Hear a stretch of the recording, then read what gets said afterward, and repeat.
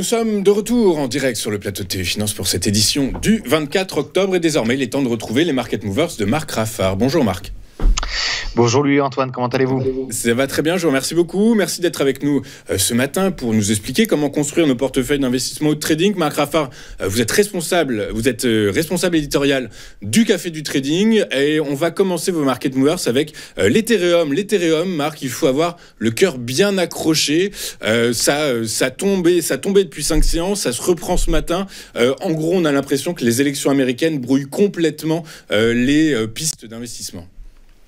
Alors oui, les élections américaines, ils sont pour beaucoup. On en parlera surtout tout à l'heure, juste après avec le Nasdaq. Mais ce qu'il faut retenir sur l'Ethereum, quand je suis intervenu ces derniers temps, j'ai beaucoup parlé du Bitcoin. L'Ethereum, contrairement au Bitcoin, il n'est pas unique. C'est-à-dire que c'est vrai que l'Ethereum a permis à l'univers crypto avec les smart contracts et les NFT et tout ce que permet la blockchain Ethereum, ça a permis de développer énormément l'écosystème. Maintenant, le Bitcoin, lui, rien ne pourra jamais le remplacer. Il est unique en son genre, même s'il y a plein d'autres crypto-monnaies qui ont été créées derrière.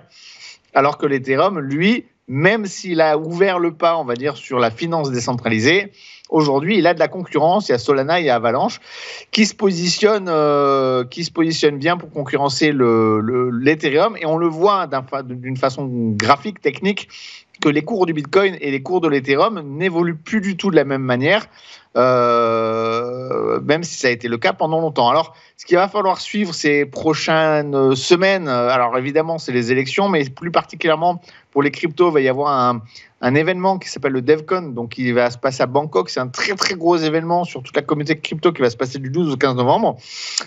Et ça pourrait être un moment, une période pendant laquelle pourraient être annoncées potentiellement des innovations, des nouveautés, des nouveaux projets.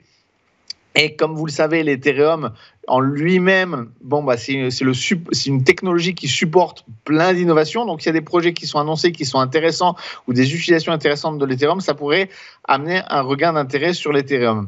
Les ETF, c'est pas trop la peine d'en parler parce que par rapport à la hype qu'a créé les ETF Bitcoin, les ETF Ethereum, ça n'a pas été vraiment un succès. Alors, c'est un succès en soi, parce que si on regarde les sommes collectées, elles sont importantes, mais ça n'a pas engendré le même engouement que pour les ETF Bitcoin. Donc, d'un point de vue technique, par contre, ce qui est super intéressant, c'est de voir que depuis maintenant le mois d'août, on est dans une zone de consolidation, dans un training range qui pourrait peut-être amorcer un début de retour à la hausse. Alors, vous voyez, il y a ce support à 2850-2900 points qui est tracé en rouge, cette résistance, qui était anciennement un support. Si elle est franchie, on pourrait revenir sur les plus hauts. On pourrait revenir à 3005, 3006, peut-être même 4000 $.